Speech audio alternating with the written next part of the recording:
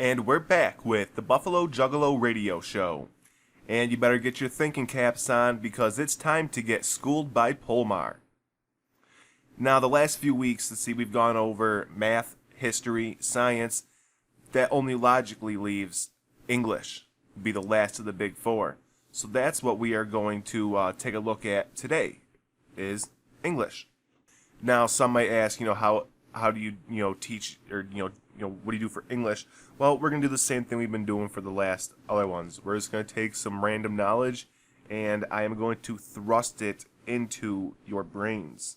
So, basically, I'm gonna try to keep this one a little bit shorter, also as well, than the previous.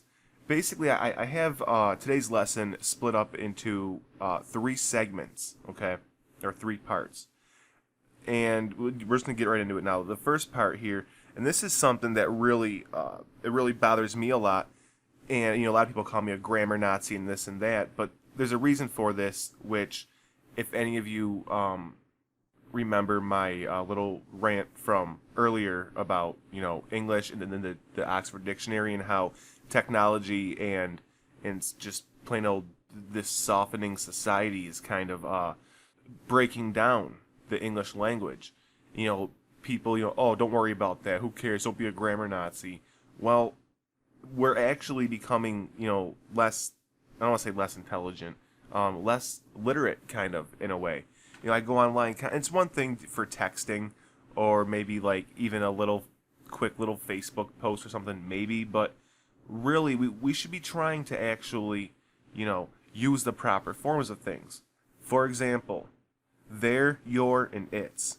Those are, I know there's a few more, but those are the 3 big ones right now, okay? And we're going to start with there. There are 3 forms of this word. There's T-H-E-R-E, there, which signifies a place. There's there, T-H-E-I-R, which signifies possession, their ball, okay? Or there's there, T-H-E-Y-R-E, which is a contraction. It's they are. A lot of people just use these interchangeably. Quite often, they just use T-H-E-I-R. Seems to be the most popular. They just put that in. That might possibly, I've noticed voice text sometimes can change that up. But please, people, for the love of God, start using the correct forms of these words. There, once again, T-H-E-R-E, it's a place. T-H-E-I-R means possession. T-H-Y''R-E is the contraction of they are. Moving on, the next one is your. Now, there's 2 forms of this. There's Y-O-U-R, and then there's Y-O-U''R-E. The first one, Y-O-U-R, means, once again, possession. Your ball. Okay, and Y-O-U''R-E is once again a contraction. That's the apostrophe is a contraction. It's you are. You are listening to me bitch about this right now. And then the third word I wanted that kind of bothers me, and this one's tough because sometimes it even throws me off, like when I'm not paying attention, and that's its. And it's I-T-S or I-T''S. Now, normally, when you'd use possession, if you were to say, Polmar's microphone, it would be Polmar''S, microphone. Or if you were to say, Reverend's probation, it would be Reverend''S, probation. Okay? Well, in the case for to say its, as in, I don't know, maybe if I were an it, or, its microphone, or let's say we're talking about dog, its tail, its whiskers. You don't put in the apostrophe. It's just I-T-S. No apostrophe when we're talking possessive. Now, I-T''S is the contraction of it is. It is a microphone. It is probation.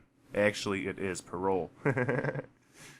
Okay, so once again, I-T-S with no apostrophe, that's possessive. Or, I-T''S means it is. So, there wraps up our first part on, some proper grammar and ways to use things. Now, a lot of people, once again, this throws some people off too sometimes. Some of the literary terms, mainly parts of a sentence. Now, I'm not going to go over right now, what makes a sentence, a noun plus a verb plus this. No.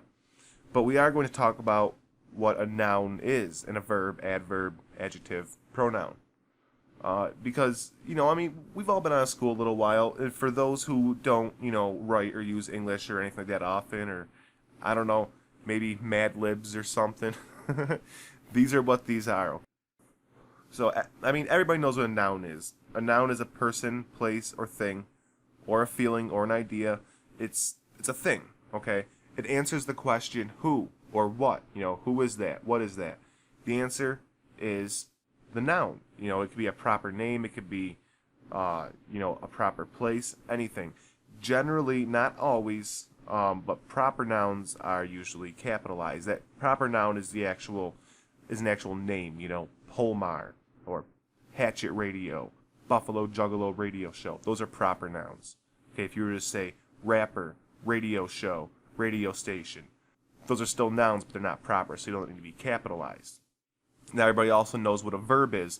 A verb is an action, or doing something, It is important to know, however, I didn't say I was do this, but all sentences must have a verb. You don't always need a noun, I guess. And that's like a fragment, but like a verb, go.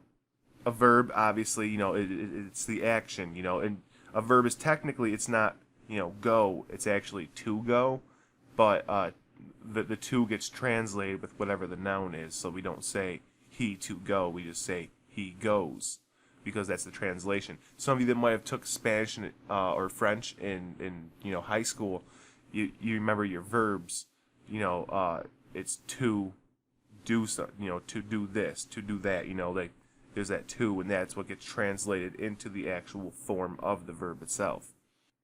Now, an adverb describes a verb. It also describes an adjective, which we'll get to in a moment, meaning,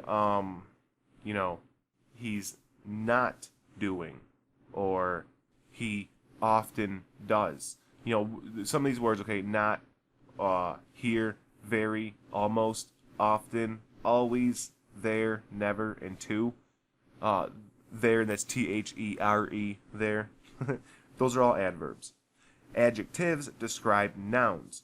So if you were to say, say the noun is ball, then the adjective is, the color, so it'd be red ball. Or you have two adjectives, big red ball. And then a pronoun takes the place of a proper noun. Now, what we're saying, a proper noun will be a name, Polmar or Hatchet Radio. A pronoun, which is kind of what we were talking about before, but these are more generic. It's I, he, she, it, me, they, them, this, that. It's not a specific noun. It's more broad. I and me, they're kind of specific, but you know what I mean. It's just more like the main subject of. Once again, going back, if you remember your French or Spanish classes, breaking down, you usually had your boot chart with your verbs, and it'd be I, he, she, it, me, they, them. Okay, so those are your main parts. Now there's more. There's conjunctions and contractions and all that good stuff, but we'll save that for a later lesson. Now, a third part are literary devices. These are things that you'll find in literature, in even music, poetry, pretty much anything that is written. These are, and I use a lot of these when I'm writing music. A lot of these, and so the first one, and I'm gonna try to run through these quickly. The first one is an allegory, and what an allegory is it's basically an extended metaphor. Think of, for example, Lord of the Rings. The Lord of the Rings as a whole, that is an allegory. It's an allegory to a few things. It's an allegory to Christianity and Jesus Christ. It's an allegory to World War II. Also another one that I use a lot, The Wizard of Oz, is an allegory to the whole gold-silver thing back in the 1800s and the Transcontinental Railroad and all that stuff. An allegory, it's a long metaphor with usually many metaphors inside of it also. Now, alliteration, that's when you use the same letter or sound multiple times in a sentence, usually 3 or more times. in a sentence. For example, Juggalos jump joyously to Joe and Joey's Jekyll Brothers. The alliteration is the J sound. Once again, Juggalos jump joyously to Joe and Joey's Jekyll Brothers. So it's when you use the same sentence multiple, or the same sound multiple times in a sentence. Now, foreshadowing.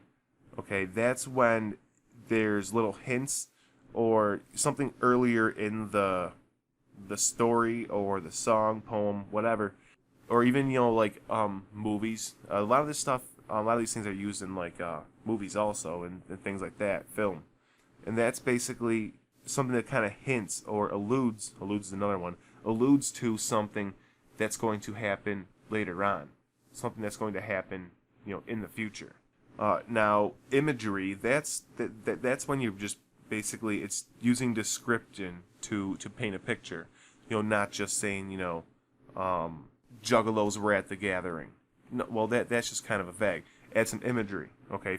We'll say, the anxious and energetic Juggalos quickly made their way down the steep rocky hill to congregate in the large open area facing the main stage. That's imagery. That paints a picture. Now, a metaphor, a lot of people know, metaphors and similes. A metaphor is basically just something that means something else, something that's a symbol of something else, which we're going to get into simile and symbol. They're all kind of interchangeable in a way. I think I remember from school, they used to say a metaphor is a simile without using like or as. For example, we'll say a metaphor would be Shangri-La for God or heaven. Now, that's kind of the same thing, which we'll jump ahead here to symbol. Symbol, it's kind of the same thing. A symbol is something that means more than just its literal term. So it's kind of like that Shangri-La, equals God, heaven thing, but it's more than that. It's multiple layers. And then a simile is basically the same as a metaphor, but it's a direct comparison, using like or as. For example, the Fago rained down on us like a May shower. Like a May shower. That's a simile, using like or as. It's a direct comparison. And lastly, an oxymoron. An oxymoron is a redundancy. It's basically two opposites put together. For example, Juggalo gang. That's an oxymoron. Okay, Juggalos are not a gang, but those two words put together, they're totally opposite things, but they're put together to mean something. That's what an oxymoron is. So, I know that was a lot. I said I was going to keep it short this week. I guess I didn't. I'm sorry. Can't help it. I was an English major, so I was originally going to be an English professor and picking up. I have minors in math and history and stuff too, but English was my subject. I'm a writer. I'm a songwriter. I'm a poet. So this is long. I'm sorry. But that's going to wrap up our lesson for this week on English. Once again, of course, I'll have the note board up online so you can check that out. I'll always have that. So for now, I'm going to take us out to some music, and we'll be back here in a few moments with the Buffalo Juggalo Radio Show. What's up, everyone? I'm Polmar. And I'm Trippy Two-Face. And we're the hosts of the Buffalo Juggalo Radio Show. You can catch us every Saturday at 10 p.m. Eastern on Hatchet Radio. We'll be bringing you all the freshest and underground music news, interviews, featured artists, and so much more. With a special focus on the 716 and beyond. This is the official broadcast of Buffalo Juggalos. Come scope us out at hatchetradio.net and hit us up at facebook.com/Buffalo Juggalo Radio Show. We have tons of contests and giveaways coming up on our page. So don't sleep on The Buffalo Juggalo Radio Show, Saturdays at 10 p.m. Eastern. Only on Hatchet Radio.